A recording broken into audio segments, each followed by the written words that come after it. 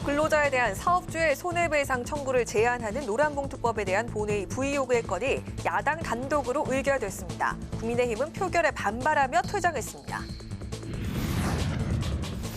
전세 사기 피해자 지원을 위한 전세 사기 특별법이 여야 합의로 국토교통위원회를 통과했습니다. 특별법은 내일 법사위를 거쳐 본회의에서 처리될 전망입니다.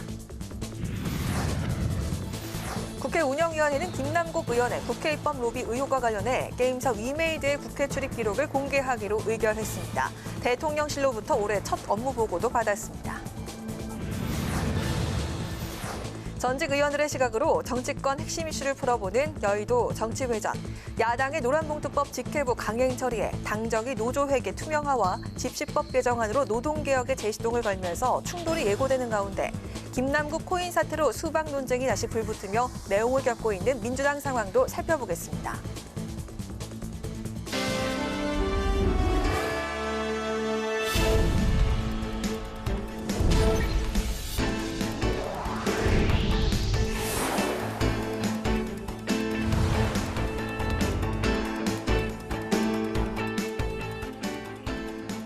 여러분 안녕하십니까? 5월 24일 수요일 국회 라이브 6 시작하겠습니다. 오늘 뉴스는 운영이 중계방송으로 늦게 방송합니다. 파업 노동자에 대한 무분별한 손해배상 청구를 제한하는 내용을 담은 이른바 노란봉투법이 여당의 반발 속에 야당 단독으로 본회의에 부의 요구됐습니다. 국회 국토교통위원회에선 여야 합의로 전세 사기 특별법을 처리했습니다. 환경노동위원회와 국토교통위원회 주요 처리 안건들을 남수지 기자가 정리했습니다. 국회 환경노동위원회에선 국민의힘 의원들이 퇴장한 가운데 야당이 단독으로 노동조합 및 노동관계 조정법 개정안, 이른바 노란봉투법에 대한 직부의 요구의 건을 의결했습니다. 노란봉투법은 지난 2월 21일 야당 주도로 환노위 전체 회의를 통과한 뒤 법제사법위원회로 회부됐지만 2달 넘도록 처리되지 않자 야당이 수적 우위를 앞세워 직부의 요구의 건을 의결한 겁니다. 야당은 법사위에서 의도적으로 심사를 지연하는 시간 끌기라며 국회법 절차에 따라 본회의에 부의하는 것이 맞다고 주장했고, 여당은 오히려 법안 관련 논의에 협조하지 않은 건 야당이고 법사위에서 노란봉투법에 대해 논의하는 것을 기다려야 한다며 야당이 입법 폭주하는 것은 김남국 의원의 코인게이트 국면 전환용이라고 비난했습니다. 그러면서 여당은 헌법재판소에 권한쟁의 심판을 제기하겠다며 노란봉투법의 국회 통과를 막을 것이라고 강조했습니다. 국회법 절차에 따라서 60일이 경과하면 이 해당 상임위에서 본회의 직회부를 할 수 있게끔 규정하고 있습니다. 국회법 절차에 따라 본회의 부의를 통해서 이 법에 대한 결정을 할 때가 되었다고 봅니다.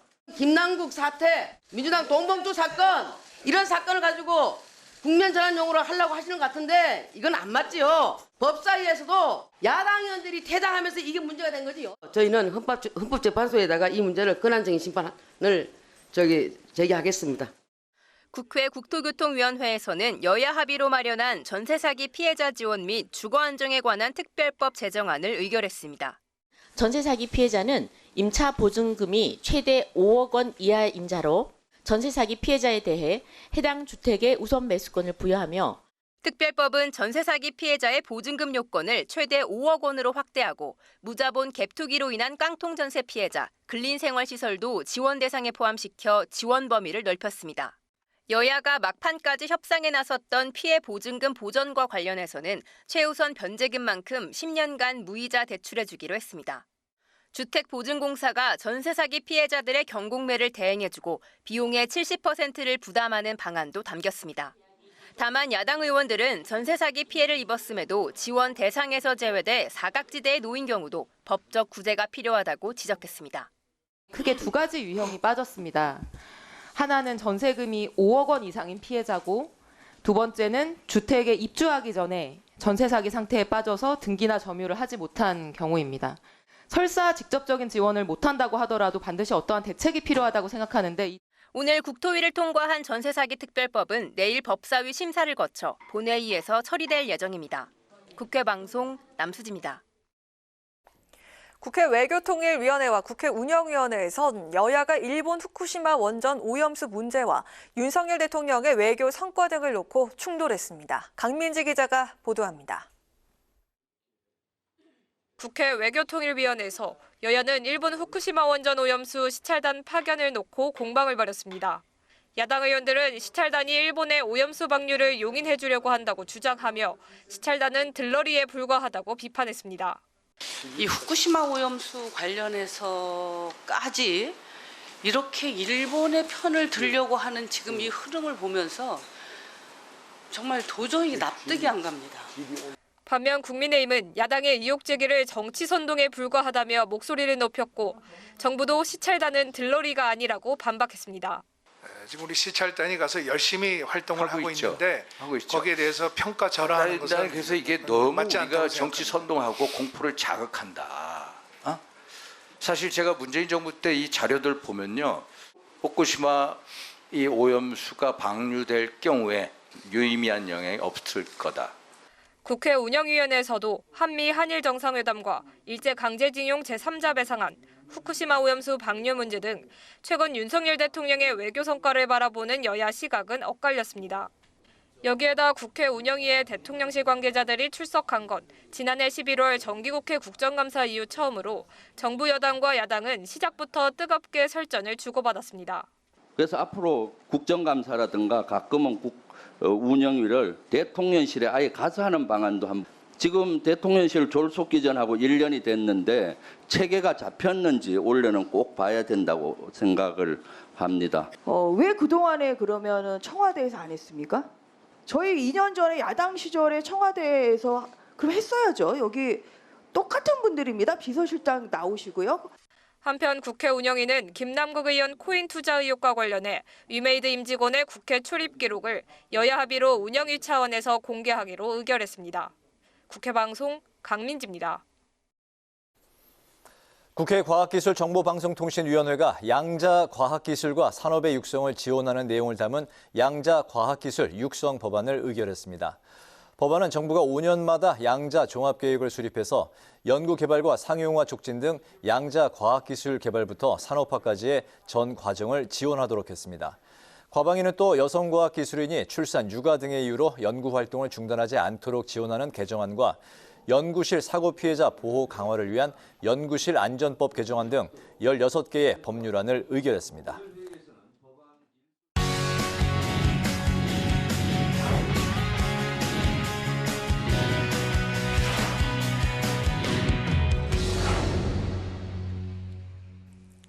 네, 오늘 국회 상임위 소식을 태윤영 기자와 함께 정리해 보겠습니다. 태 기자 어서 오세요. 반갑습니다. 안녕하세요. 자, 먼저 그 외교통일위원회부터 살펴볼까요? 오늘 어떤 내용이 오갔습니까? 네, 오늘 외통위 현안보고에선 후쿠시마 오염수를 두고 여야가 시각차를 드러냈습니다. 민주당은 시찰단이 들러리에 불과하다고 주장했고요. 다음 주 태평양 도서국가 정상회의에서 후쿠시마 오염수 문제를 의제로 올려야 한다 이렇게 주장했습니다. 박진 외교부 장관은 이 문제에 대해서 태평양 도서국과 계속 협의하고 있다고 했고요. 시찰단에 대해선 전문가들이 현장에서 꼼꼼하게 확인하고 점검할 거라면서 들러리가 아니라고 강조했습니다. 국민의힘은 민주당의 주장을 정치 선동이라고 규정했습니다. 괴담으로 국민들의 이 공포를 조장하고 있다는 건데요.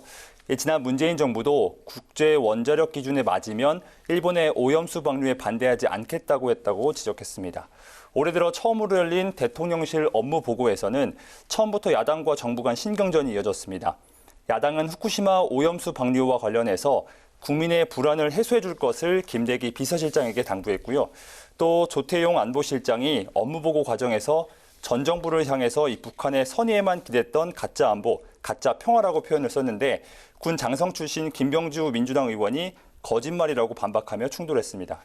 여기에 조태용 실장이 국회의원이라고 해도 보고한 말을 거짓말이라고 할 권리는 없다고 재반박하면서 이 고성까지 이어졌습니다. 네, 그 과기방통위에서는 현안 질의가 이어졌는데 여기서 그 한상혁 방송통신위원장의 거취가 쟁점이 됐다고 하는데요. 네, 맞습니다. 정부는 종편 채널 심사 점수 조작 혐의로 기소된 이 한상혁 방송통신위원장에 대해서 면직 절차를 밟고 있습니다.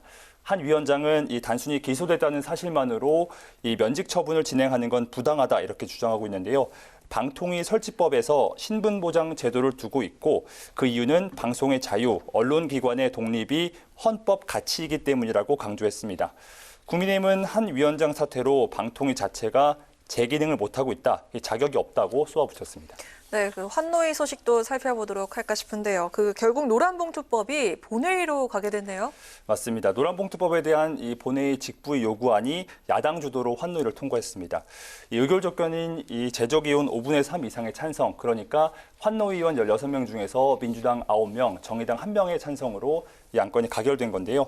국회법에 따르면 이 법사위에서 이유 없이 60일 동안 심사를 마치지 않았을 때 본회의 직부의 요구가 가능합니다. 파업 노동자에 대한 이 사측의 과도한 손해배상 청구를 제한하는 게 이 노란봉투법의 골자인데요.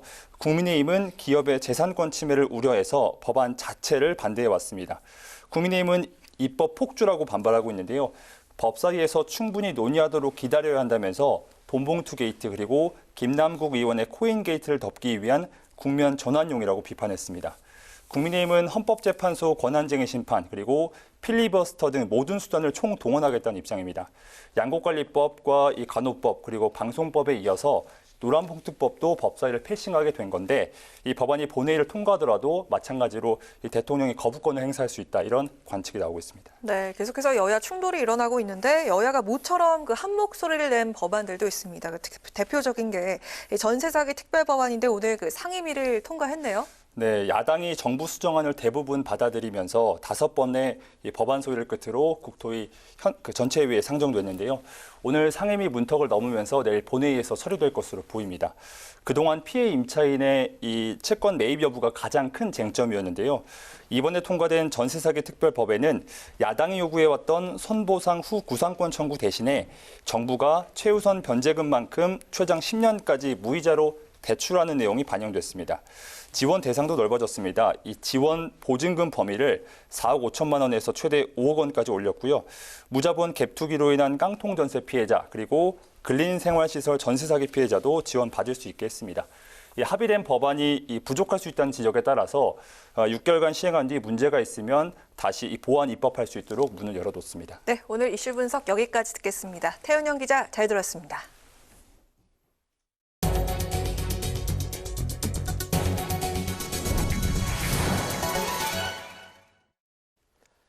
제22대 국회의원 선거가 1년도 채 남지 않았지만 선거제 개편을 위한 공직선거법 개정이 늦어지면서 선거구 획정도 지연되고 있습니다. 김진표 국회의장은 물론 여야 정치인들 상당수도 다음 달 말까지 선거제 개편 협상을 끝내야 한다고 주장하고 있습니다. 다음 달까지 선거제 개편을 마무리해야 하는 이유 그리고 현재 진행 상황을 임채원 기자가 살펴봤습니다. 제22대 국회의원 선거는 내년 4월 10일에 실시됩니다. 공직선거법에 따르면 국회는 선거 1년 전인 올해 4월 10일까지 국회의원 지역구를 확정해야 했는데 국회 선거제도 개편 논의로 선거구 획정 기준을 담은 공직선거법 개정이 늦어지면서 선거구 획정은 더 늦어질 전망입니다. 초당적 정치개혁 의원 모임과 정치개혁 2050은 여야가 선거제도 개편 협상을 조속히 마무리할 것을 촉구했습니다. 김진표 국회의장도 양당 원내대표가 오는 6월까지 협상을 끝낼 것을 압박했는데 정기국회 전에 선거구 획정까지 마무리해야 한다고 강조했습니다. 상반기 중에 선거법 협상이 끝나도 그 선거법 협상의 큰 틀을 본회의 의결을 거쳐서 정개특위에 보내면 정개특위가 그걸 가지고 선관위와 다시 그 선거법 내용에 대해서 협의하면서 실질적인 선거구 획정을 해야 됩니다. 국회의원 총선 선거구 획정이 늦어지면 늦어질수록 투표권을 행사하는 유권자들은 선거에 나서는 후보자들을 알 수 있는 시간이 짧아집니다. 신인 정치인의 경우 선거운동을 통해 얼굴을 알릴 시간이 부족해 기성 정치인들보다 불리합니다. 김 의장은 지난 2016년 헌법 소원 사건을 언급하며 선거구 획정이 계속 늦어지면 위험하다고 경고했습니다. 당시 헌법 소원 사건은 각하 결정됐지만 헌재는 국회가 헌법상 입법 의무의 이행을 지체했다고 지적했습니다. 놀랍게도 그때 5대 4의 비율로 간신히 합편이 유지됐습니다. 그런데 지금은 그때로부터 시간이 지났고 위성정당 경험도 했습니다. 이런 상황에서 선거법 협상을 또 늦추면 저는 위험하다고 생각합니다. 하지만 국회는 지난달 13일 전원위원회 토론을 마친 이후 선거제 개편을 위한 후속 논의 방안에 여전히 합의하지 못하고 있습니다. 선거제 개편 논의를 정개특위에서 진행할지 아니면 전원위 소위를 통해 합의안을 마련한 뒤 정개특위로 넘길지도 결정되지 않은 상황. 초당적 정치개혁 의원 모임과 정치개혁 2050은 여야 지도부의 선거제 개편에 관한 관심과 빠른 합의안 마련을 촉구하고 있습니다. 윤재호 국민의힘 원내대표는 지난 22일 전원위원회 소위 구성 여부는 여야가 아직 협의 중이라고 밝혔습니다. 국회 방송 임천입니다.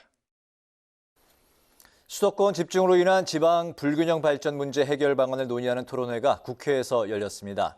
국회 지역균형발전포럼 상임대표를 맡고 있는 국민의힘 박성민 의원은 지역 스스로 성장 동력을 발굴하고 키워나갈 수 있는 다양한 정책 지원이 필요하다고 밝혔고, 포럼 사무총장인 더불어민주당 김영배 의원은 여야를 뛰어넘는 총체적 대응이 필요하다고 강조했습니다. 이상호 산업연구원 지역산업입지실장은 기회발전특구를 조성해서 특구 내 애로 규제 해소와 세제 혜택 등 다양한 기업들의 투자 활동을 강화하는 전략이 필요하다고 말했습니다. 국회 문화체육관광위원회 주관으로 이달의 가장 창의적이고 혁신적인 인플루언서를 선정하는 이달의 인플루언서 시상식이 국회에서 개최됐습니다. 5월 인플루언서에는 과학지식 유튜버인 카오스 사이언스, 자동차 리뷰 유튜버 김한용 모카, 엄마 공감 토크쇼, 투맘쇼 등 6명이 선정됐습니다. 홍익표 문체위원장은 누군가에게 유익하게 활용되는 정보를 공급하는 역할이 인플루언서의 역할이라고 생각한다며 앞으로 전 세계에 희망차고 밝은 영향력을 더 발휘해 주길 바란다고 밝혔습니다. 국회에서 광주 명인, 명장, 장인들의 예술품을 소개하는 전시회가 열렸습니다. 전통과 현대의 만남을 주제로 열린 이번 전시회에서는 한복, 공예, 도자기 등 22개 분야에서 활동하고 있는 29명의 예술인들의 작품이 전시됐습니다. 전시회를 주최한 더불어민주당 이병훈 의원은 광주의 명장, 명인들이 지역의 문화예술과 산업의 아이콘으로 성장할 수 있도록 예산 지원과 제도적 뒷받침을 해나가도록 하겠다고 강조했습니다.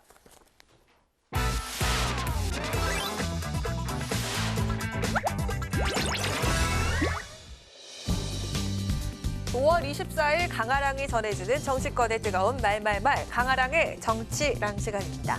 자, 오늘 첫 번째 주제는요, 감기의 암수술입니다. 민주당 내 일각에서 이재명 대표의 사퇴론이 거론되고 있죠. 이에 대해 이 대표 정무조정실장이자 측근인 김영진 민주당 의원이 이렇게 반박했습니다. 진단과 처방이 분명해야 된다. 감기가 걸렸을 때는 감기약을 처방하고 암이 걸렸을 때는 수술을 해야 되는 거 아닙니까? 감기가 걸렸는데 암 수술하게 되면 사람이 죽지 않습니까? 정치도 마찬가지인 것처럼 좀 과한 주장인 것 같아요. 네, 김 의원은요, 이 대표의 사퇴론은 논리의 늪에 빠진 주장일 뿐이라며 현재 위기를 극복하는 데 지혜로운 해결책이 될 수 없다고 강조했습니다. 앞서 이상민 의원은 이 대표가 사법 리스크를 갖고 있는 상황에서 당대표직을 수행하는 건 적절치 않다면서 목소리를 높였었죠. 공천받기는 어렵다고 생각됩니다. 이재명 대표가 사법 리스크를 갖고 있는 상황에서 당대표를 맡고 수행하는 것은 적절치 않다. 당에 무거운 짐이 되고 있는 건 틀림없고 대표직을 사임하는 게 맞다고 보고요.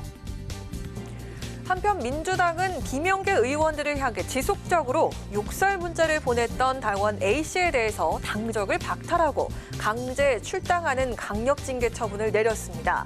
문자 폭탄을 보냈다는 이유로 당원에게 제명 처분이 내려진 건 이번이 처음인데요. 또한 박성준 민주당 대변인은 이현욱 의원이 받았던 문자 테러 감찰 결과를 발표하면서 발신자가 당원이 아니었다고 밝혔습니다. 진보 진영의 와해를 노리는 외부 세력의 이간질을 경고하고 나섰습니다. 자, 이렇듯 강성 지지층에 대한 당내 조치는 단호해지고 있지만 강성 지지층을 바라보는 의원들의 의견은 여전히 엇갈리고 있는데요. 강성 팬덤, 이른바 개딸들과의 결별 선언해야 된다. 국민들은 다양한 분들이 계시고 당원들도 다양한 분들이 계시죠. 근데 적극적으로 어떤 입장을 표명하는 당원들이 있다고 해서 어떤 입장을 가진 그룹이 있다는 거에 대해서 그걸 부정할 필요가 있을까? 우리는 오히려 당원들의 의사 통로를 막았기 때문에 더 과격하게 이렇게 표현이 되고 있지 않는가.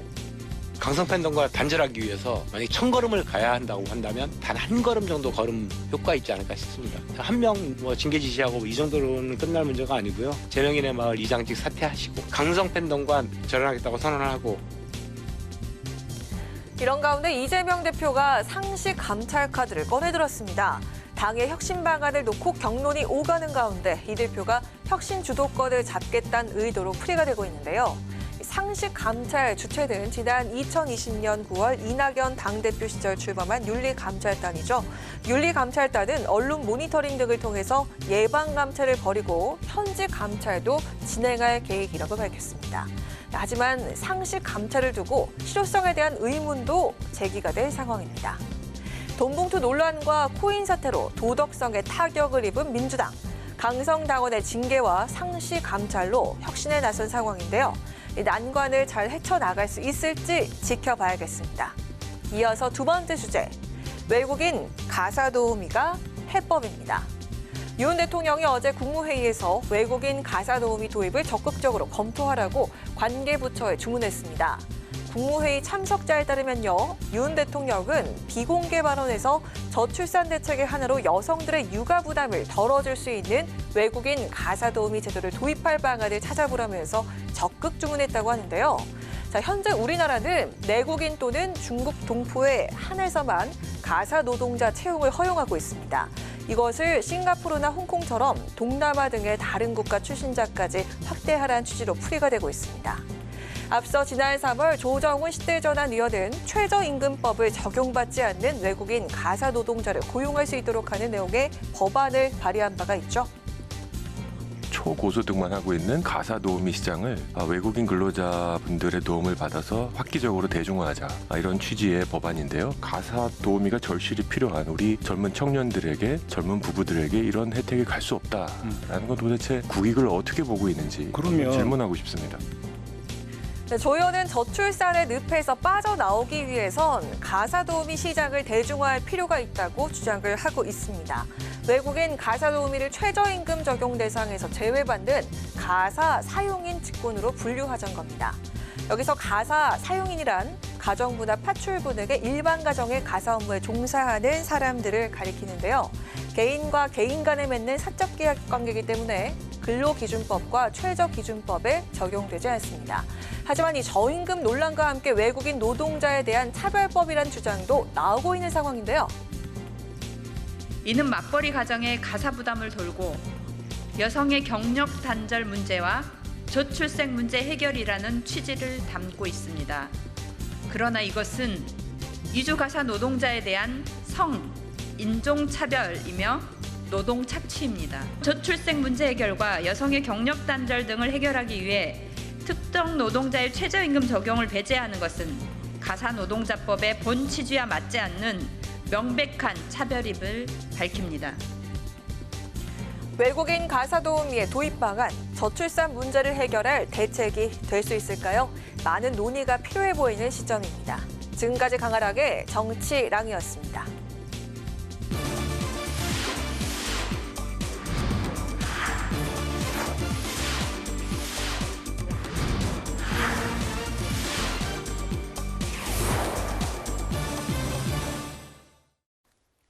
네, 여야 전직 의원과 함께 정치권의 가장 뜨거운 이슈에 대해서 양측의 이야기를 들어보는 여의도 정치 외전 시간입니다. 오늘도 신경민 전 더불어민주당 의원, 신성범 전 새누리당 의원 두 분 모셨습니다. 안녕하십니까? 네, 어서 오십시오. 예, 반갑습니다. 오늘 국회 환노위에서 노란봉투법이 야당 주도로 본회의에 이제 직회부가 됐습니다. 노란봉투법 하면은 노동자의 쟁의 행위에 대한 무분별한 손해배상 청구를 금지하는 내용을 이제 담은 법안인데, 만약에 이제 본회의에서 노란봉투법이 야당에 의해서 이제 통과가 된다면 윤석열 대통령이 또 그 세 번째 거부권, 제2요구권을 행사할 것인지 또 관심이 모아지고 있는 사안인데 어떻게 생각하십니까? 이건 뭐 100% 거부할 것 같아요. 100%로 보십니까? 3호 거부권 후보고 4호도 또 예정돼 있고요. 아마 계속 올해는 내내 거부권으로 점철이 될 텐데 노란봉투법이 3호법이 될 거라는 것은 뭐 의심하지 않습니다. 그래서 이건 뭐 시간 문제인 것 같고요. 그 대신 또 본회의 통과도 반드시 통과될 거예요. 그러니까 지금 그 수순을 밟아서 쭉 가는 거고요. 노란봉투법은 입법 때부터 여야가 아주 강하게 부딪히는 법이었기 때문에 이건 뭐 거의 당정이 논의도 할 필요도 없이 바로 거부권으로 들어간다고 봐야겠죠. 현재 야당인 민주당과 정부에 또 팽팽하게 맞서고 있는 정책이 또 노동 관련한 그런 이제 법인데 그 한가운데 지금 노란봉투법이 있는 것 같습니다. 어떻게 보십니까? 이 법은 이렇게 무리하게 법을 만들면 안 되는 거예요. 이게 노동조합과 노동관계법, 관계조정법의 2항과 3항을 좀 손보는 내용인데 이게 첫째 보십시오. 이게 그러니까 지금도 노조가 적법 파업하면 민사 형사상 책임 안 지게 돼 있어요. 안 진다니까. 불법 파업에 대해서는 기업이 그나마 소송을 낼 수 있는데 그 소송을 제한하는 거예요. 못 내도록 아주 여러 가지 엮기를 못해서 그 제한하다 보면 이렇게 되면 불법 파업에 대해서도 오히려 면죄부를 주는 그런 게 되는 거고 또 하나 이 조항이 문제가 되는 게 또 두 번째 보면 사용자라는 표현이 굉장히 어떻게 보면 애매모호하게 돼 있어요. 다시 말하면 이게 어디까지 연결되냐면은 이 하청업체의 근로자가 하청업체의 노조나 근로자가 원청업체의 상대로 노사교섭을 하자고 하거나 아니면 쟁의행위를 할 수 있도록 되어 있는 거예요. 예를 들어 삼성전자의 2차, 3차 밴드 업체의 그 작은 회사의 노조가 이재용 회장을 상대로 해서 소송을 낼 수 있는 이런 대목이 들어가 있는 거예요. 이게 해석하기에 따라서는. 이래 되면은 결론적으로 이야기하면은 자, 불법으로 파업해도 사측에서는 손해배상 청구를 제한적으로 못하도록 만들어놨으니까 걱정 안 하고 파업을 더 할 수 있는 거고 그러니까 불법 파업을 조장할 우려가 있다는 거고 또한 이 불법 행위를 하더라도 면죄부를 주게 된다든지 이런 식으로 굉장히 노사 현장에 혼란이 오는 거예요. 이것 때문에 굉장히 문제가 됐단 말이에요. 근데 그걸 야당에서 민주당에서 이것을 법사위에 갔는데도 아직도 안 되고 있다는 논리로 해서 이렇게 그냥 본회의에 바로 넘겼단 말이에요. 근데 지금 국민의힘 이야기를 들어보면 오히려 법사위에서 진행 중인데 왜 넘기냐는 이야기를 할 정도 아니냐. 죄송합니다. 그러니까 이 형식적인 문제도 좀 있는 것 같다. 말씀하신 대로 결론적으로 보면은 본회의에서 통과되고 또 대통령은 거부권 행사할 수밖에 없겠지만 이런 악순환은 계속 되풀이 될 거다. 이것도 역시 민주당이 어떻게 보면은 조직화된 거대 노동자의 생각을 표를 의식한 그런 입법 행태로 보여질 공산이 훨씬 높은 거예요. 이건 조금 설명이 필요한데 우리나라 노조 조직률이 사실 10%를 조금 넘겼습니다. 그런데 지금 현재 노조 조직률이 낮은 상황에서 노조가 조직돼 있는 상황에서도 합법 파업을 하는 것은 거의 불가능합니다. 그러니까 이 노사관계법이 굉장히 교묘하게 돼 있어가지고 합법적으로 파업을 하는 것이 불가능해서 사실 파업은 모두 다 불법 파업입니다. 현재 법 테두리 안에서는 파업은 거의 합법적으로 불법입니다. 하는 게 그러니까 이제 파업을 하게 되면 불법 파업이 되고 불법 파업이 되게 되면 반드시 파업이 이제 좀 시간이 지나서 합의가 되고 좀 타결이 된다고 하더라도 불법 파업의 책임을 물어가지고 손해배상 청구를 하게 되는데요. 그 사이에 이제 공장을 못 돌리거나 회사가 정상적으로 못 하게 되면은 못 돌아가게 되면 이걸 손해배상 청구를 하면은요 엄청난 돈이 나오거든요. 그러니까 손해배상 때문에 또 녹아나는 거예요. 그래서 쌍용차 사건이 아주 극명한 경우인데 쌍용차 사건에서 굉장히 오랫동안 몇 년 동안 끌어가지고 노사가 합의를 봤잖아요. 그런데 이 천문학적인 손해배상 때문에 사실 쌍용차의 이 노조 관계자들이 유명을 달리한 경우가 굉장히 많습니다. 그러니까 이건 이제 아주 극단적인 경우이긴 한데요. 이렇게 노조법을 만들면 안 된다라고 하는 것이 사실 이번에 G7의 그 공동성명 조항에도 들어가 있어요. 근데 우리나라는 아직도 노사 관련 법안이 지금 이렇게 돼 있는 거고 이것 때문에 사실 지금 이번에 이렇게 된 거고 법사위를 바이패스한 것은 법사위가 이 상원의 게이트키퍼 노릇을 하기 때문에 이걸 패스하는 건데 이건 20대 때 이게 만들어진 거예요. 그 법에 따라 만들어진 거고 그 법사위가 굉장히 이 상원의 게이트키핑 역할을 하는 것을 남용을 했거든요. 그러니까 이걸 회피해서 가는 이 제도는 사실 국회 선진화법에 따라 된 거기 때문에 별 문제는 없는 겁니다. 알겠습니다. 그런 거 예. 아니, 노사법은 결국은 이게 이제 어떻게 보면은 노동조합의 권익이란지 노조원들의 권익은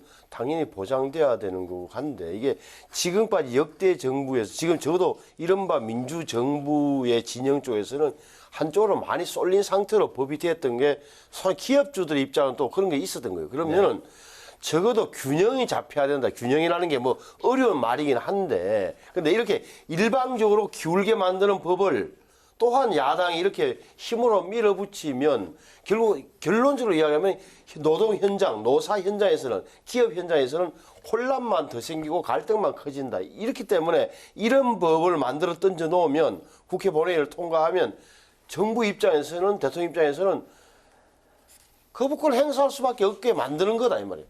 그 거부권 유도 법안이라는 중에 하나로 보여지는 거예요. 네. 두 분이 제가 보기에는 사이가 상당히 좋으신 걸로 제가 알고 있습니다. 여러 가지 정치적인 철학은 달리 하시지만 그런 가운데 이 노동에 대한 그 정책을 바라보는 그 사안은 극명하게 좀 갈리는 그런 걸 좀 목격을 할 수가 있는 것 같습니다. 하실 말씀이 많으신 것 같은데요. 그런 가운데 그 윤석열 정부가 주 69시간제로 이제 한동안 노동개혁에 좀 주춤하는 모습을 보였었는데 현재 다시 최근의 기류를 보면 노동개혁에 이제 재시동을 걸고 있는 모습이 보입니다. 당정이 오는 9월부터 노조 회계 공시 시스템을 운영해서 회계를 공시한 노조에 한해서 조합비 세액공제 혜택을 이제 부여하기로 했고 또 오전 0시부터 6시까지 야간 집회 금지, 또 불법 전력 있는 단체의 집회 금지, 출퇴근 시간대 집회 제한 이런 그 집시법 개정을 노동 개혁으로 또 이제 들고 나왔습니다. 이 일련의 그 관련한 이런 노동 개혁 정책 뭐 좀 짧게 들어볼까요? 네, 지금 뭐 혼란이 69시간 주 69시간법 때문에 있었는데 이게 사실은 이제 이러다가 이 야간 집회에서 여러 가지 문제가 생기고 이러면서 정부가 어떻게 보면은 기선을 잡았어요. 뭐 이건 좋은데, 네. 그러니까 노사가 좀 모여서 정부까지 끼어서 여러 가지 얘기를 하면서 이것을 하나씩 푸는 게 아니고 뭔가 정치적으로 정무적으로 기선을 잡았다 그러면 밀어붙이고 이러는 게 이제 잘못됐다는 거예요. 그러니까 이건 좀 뭐 하는 것도 좋고 뭐 법을 고치겠다는 것도 좋고 다 좋은데 협의와 합의의 과정을 거치는 것이 좋을 것 같아요. 네. 이렇게 하지 않고 이렇게 때는 이때다 그래가지고 확 밀어붙이는 건 이건 이제 두고 또 문제가 되고 이거 또 고쳐야 됩니다. 네. 그러면 또 싸워야 되고 또 똑같은 갈등을 다시 한번 되풀이해야 되고 이제 이런 것들이 국회나 정부나 간에 별로 아름다운 모습이 아니고 사회의 바람직한 발전을 위해서도 이게 좀 바람직한 모습이 아니죠. 네. 그러니까 이게 지금 또 되풀이되고 있어요.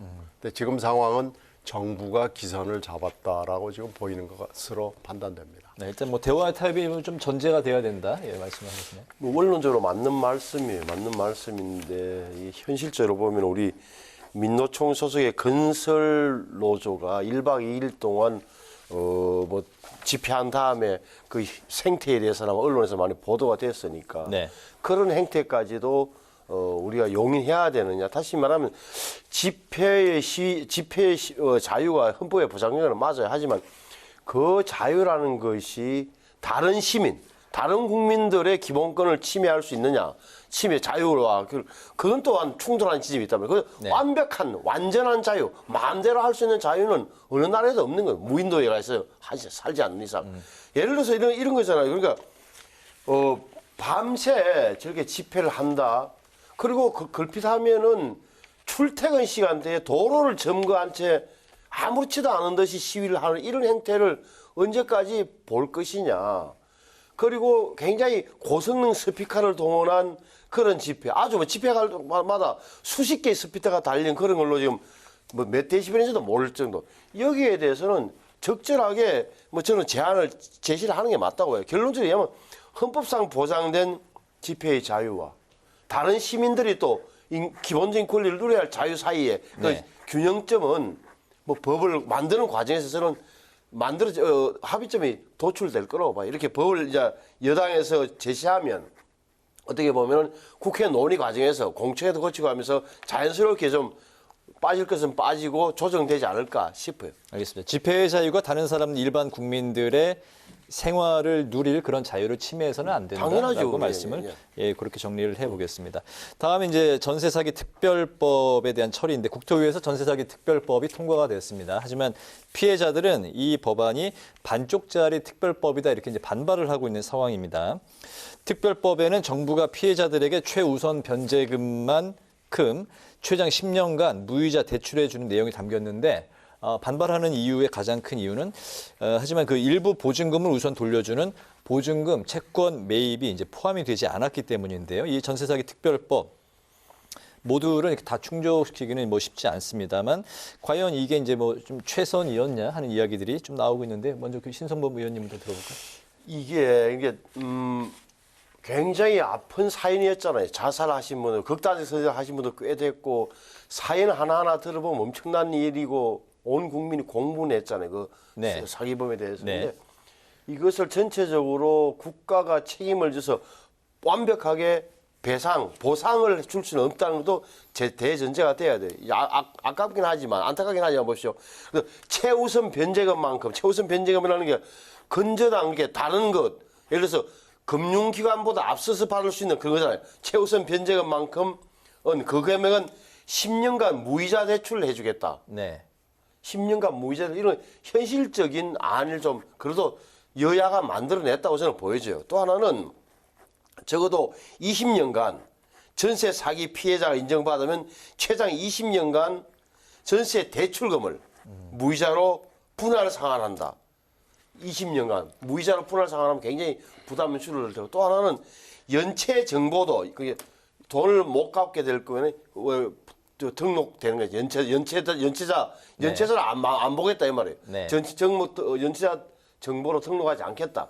이런 것은 그나마 현실적인 방안을 좀 찾아낸 거다. 피해자 입장에서는 조금 부족할 수 있겠지만 그나마 좀 현실적인 그 방법을 만들어낸 거 아닌가 저는 그 정도로 평가합니다. 정부로서는 나름대로 아니 정부 여당이 아니라 여야가 합의해서 만든 거니까 그게 정부도 그렇고 정부 의견도 많이 들어갔겠죠. 그래서 문희룡 장관이나 국토교통부에서 와서도 논의 과정에서 정부의 의견을 이야기했을 테고 이건 안 됩니다. 비현실적입니다라고 말을 했을 테고 이것은 동의합니다라고 해서 만들어진 게 이 법안이란 말이에요. 이 정도면 상당히 노력한 흔적이 보인다. 그렇죠. 이게 처음에 지금 대상은 이번에 5억으로 했어요. 근데 그때 돌아가신 분 중에 4억 8천인가 9천 정도 되는 분이 절망한 나머지 돌아가신 경우가 있어요. 그러니까 그때 좀 대상을 조금 더 높였더라면 아쉬움이 있고요. 이제 이번에 5억으로 높여놨는데 이 5억도 아마 이 피해자들 입장에서는 대단히 불만족스러울 겁니다. 그리고 시간이에요. 좀 그 당시에 스피드를 높여서 여야가 정부가 빨리빨리 모여서 했더라면은 희생자 숫자를 조금 더 줄일 수 있었어요. 근데 이걸 계속 시간을 끌고 뭐 여러 가지 쓸데없는 논의를 하다가 시간을 좀 버린 그런 측면이 있다는 건 대단히 아쉽고요. 근데 이게 앞으로 또 절차적으로 장애가 좀 많이 있습니다. 그래서 이 법을 논의하는 과정에서도 보면 절차적 장애 때문에 실제로 이걸 입증하는 것이 너무너무 어렵다라는 게 있는데 이 절차적 장애가 별로 해소가 되지 않았습니다. 근데 이 보증금 채권 매입이 포함을 됐더라면 참 좋았을 것 같아요. 근데 이 부분은 대단히 아쉬운 대목이에요. 근데 이러다가 보면 또 시간을 놓치는 거 아닌가 하는 두려움이 좀 있습니다. 그래서 이런 문제가 생기면은 정부가 먼저 법 테두리 이미 기왕의 법 테두리 안에서 할 수 있는 일을 좀 먼저 하고 그 다음에 법으로 이렇게 가는 여러 가지 좀 제도의 운영의 묘를 살려줬으면 좋겠는데요. 이번에 그런 점들이 매우 아쉽습니다. 그래서 급한 건 급한 대로 또 중요한 것은 또 다음에 하고 뭐 이렇게 하는 절차, 법 절차를 좀 정부나 국회가 살려줬으면 하는데요. 이 법은 미진한 대로는 첫 번은 뗐지만은 앞으로 전세제도 전반에 대해서 새로운 검토를 좀 조속히 했으면 좋겠습니다. 대출로 이제 해결을 한다 해서 이제 뭐 대출 권장법이냐 이런 볼멘 목소리 나오고 있는데 추후에 이제 미비한 점을 좀 보완하는 그런 또 추후 그 입법이 또 나왔으면 하는 바람이 듭니다. 어제 첫 번째 현장 점검 일정을 마친 후쿠시마 시찰단인데요. 당초 계획한 설비는 다 봤다 이렇게 이제 언급을 했습니다. 일본 측은 오염수 방류에 대한 이해가 깊어지도록 하겠다. 더불어서 후쿠시마산 수입 제한 해제도 부탁한다 이렇게 이제 밝혔습니다.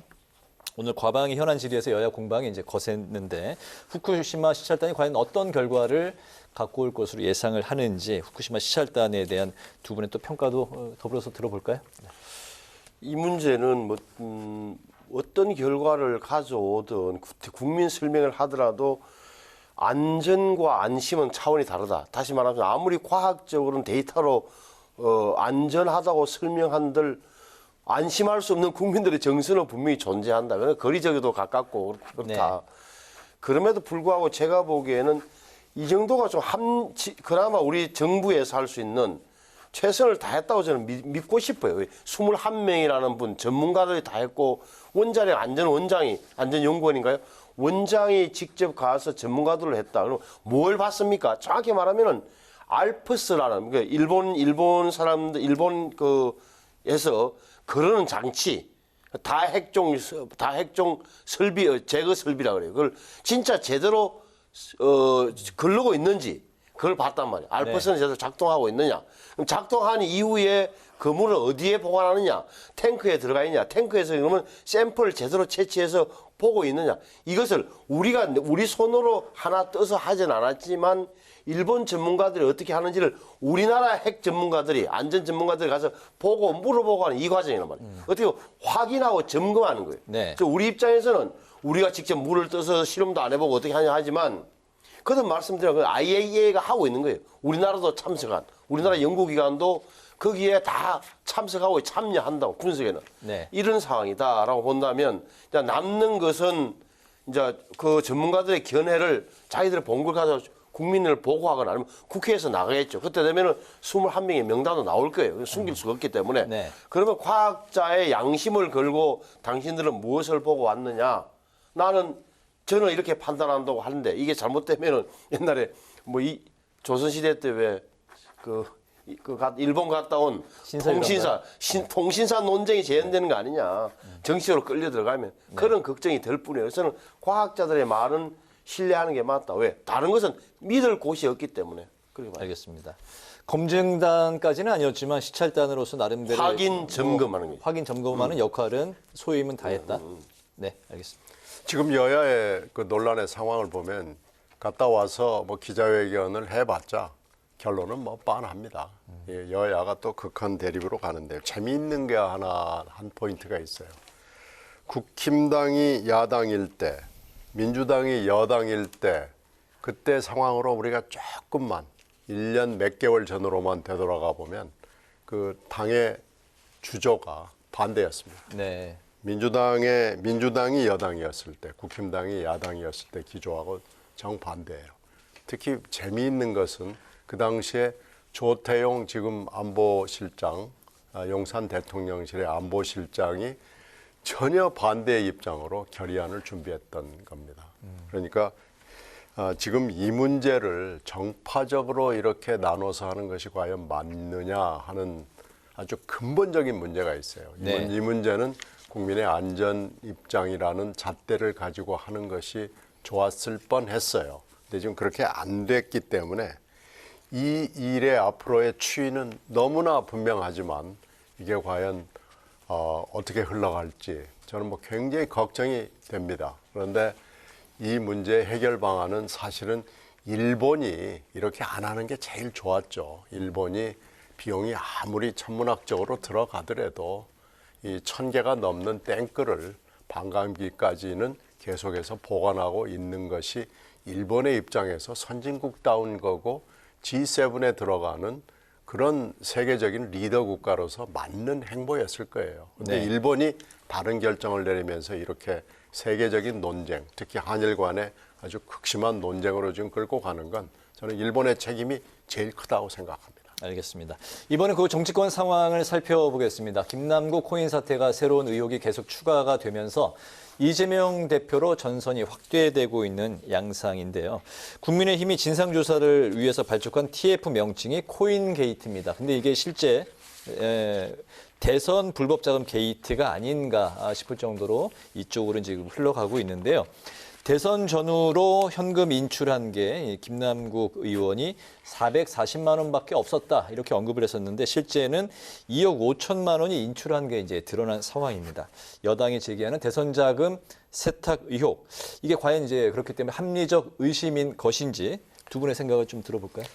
이건 지금 증발돼 있는 김남국 의원이 나와서 본인이 해명을 하는 것만 가지고는 안 되고 검찰의 수사를 받아야 될 거예요. 근데 지금 이렇게 계속해서 증발을 하고 있는 것이 맞는가라는 생각이 들고요. 지금 이 문제는 맨 처음에는 허위 재산 신고로부터 사실은 이 문제의 성격이 시작이 됐습니다. 그런데 그 뒤에 이거 내부자 거래로 일확천금한 거 아니야? 불법 로비를 받은 거 아니야? 이게 뇌물이 되는 거죠. 그러다가 이해 중돌 관련도 있는 거 아니야? 그러다가 지금 한 이틀 전부터 불법으로 뭔가 대선 자금이 형성이 된 거 아니야라고 갔는데요. 민주당이 지금 이 마지막 부분에 대해서 마지막 성격 규정에 대해서 제대로 대응을 하지 못하고 있어요. 근데 그 이유는 김남국 의원이 증발한 거하고 관련이 돼 있습니다. 그러니까 지금 현재로서는 뭐라고 성격 규정을 국힘당이 하든지 간에 민주당이 지금 제대로 대응하기가 매우 어려운 상황이고요. 이건 결국은 김 의원이 돌아와서 검찰의 수사를 정식으로 받고 거기서 결론을 낼 수밖에 없는 상황입니다. 네. 김남국 의원이 빨리 돌아와 주길 바랍니다.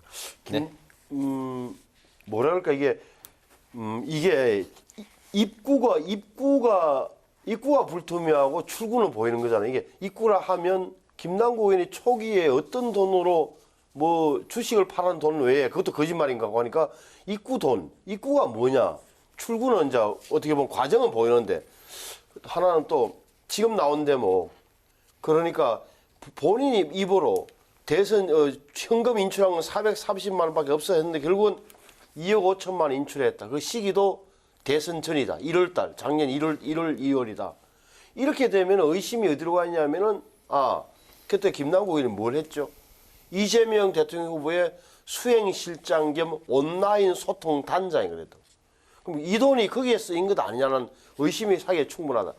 그래서 제가 뭐 이거는 완전히 뭐 여기에서 대선 자금을 세탁했다. 저는 이렇게까지는 좀 그거는 수사를 해봐야 아는 대목인데 적어도 당시에 김남국 의원의 직책으로 볼 때 특히 온라인 소통이라 하면 흔히 하는 말로 SNS 전쟁을 치르는데 동원했단 말이에요.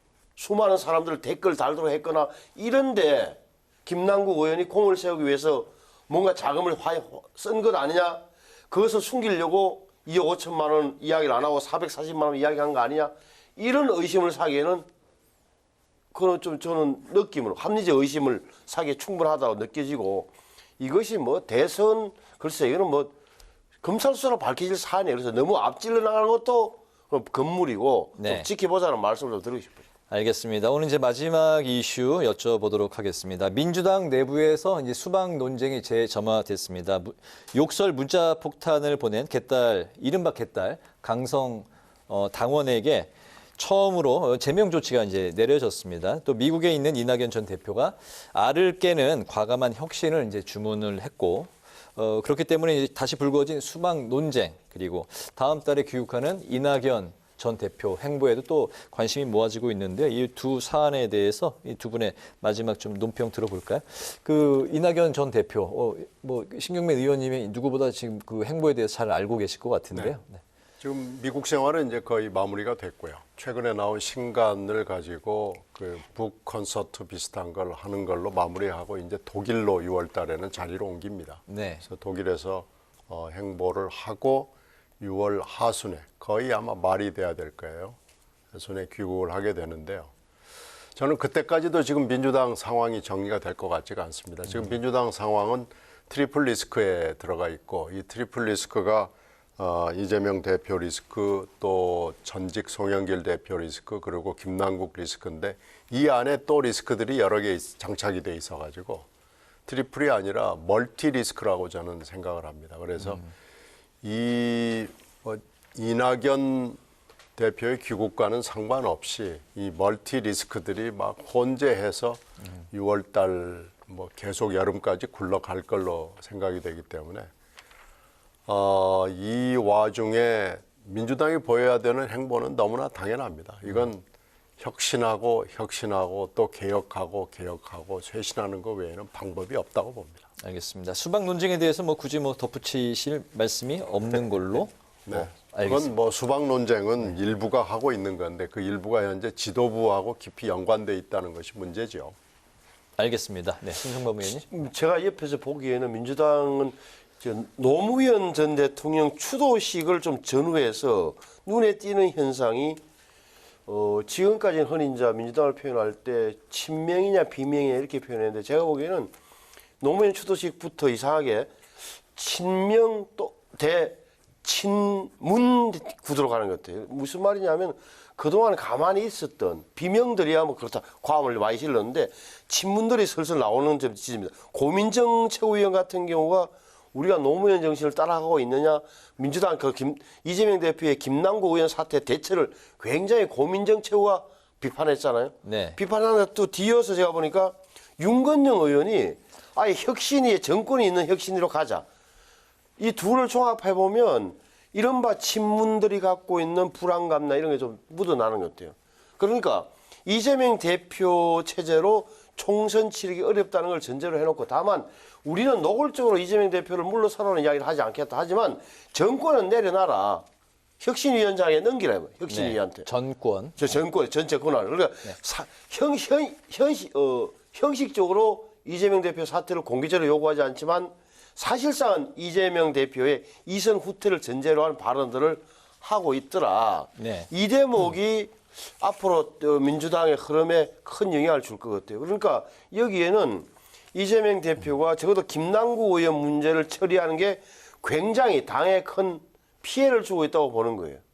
자기 사람을 저렇게 온정적으로 못 쳐내고 하는 바람에 아주 당이 큰 데미지를 입었다. 이건 맞는 말이란 말이에요. 네. 김남국 의원 이 건이 굉장히 오래가고 깊은 상처를 남기고 있어요. 여기에 대해서는 앞으로 볼 지점은 비명 친명이 아니다. 친명 대 친문 대결 구도로 다 재편되는 것처럼 옆에서 볼 때 그렇게 보여요. 알겠습니다. 이낙연 전 대표 귀국간 행보는 다음 주에 들어볼까요? 알겠습니다. 예, 신 의원님이 또 많이 말씀을 해주셨기 때문에 그걸로 이제 가름하도록 하겠습니다. 여의도 정치회전 이제 마칠 시간이 됐습니다. 지금까지 신경민 전 더불어민주당 의원, 신성범 전 새누리당 의원 두 분과 함께했습니다. 오늘 말씀 잘 들었습니다. 감사합니다. 고맙습니다. 네, 오늘 국회 라이브 6도 여기서 마치겠습니다. 시청해 주신 여러분 고맙습니다.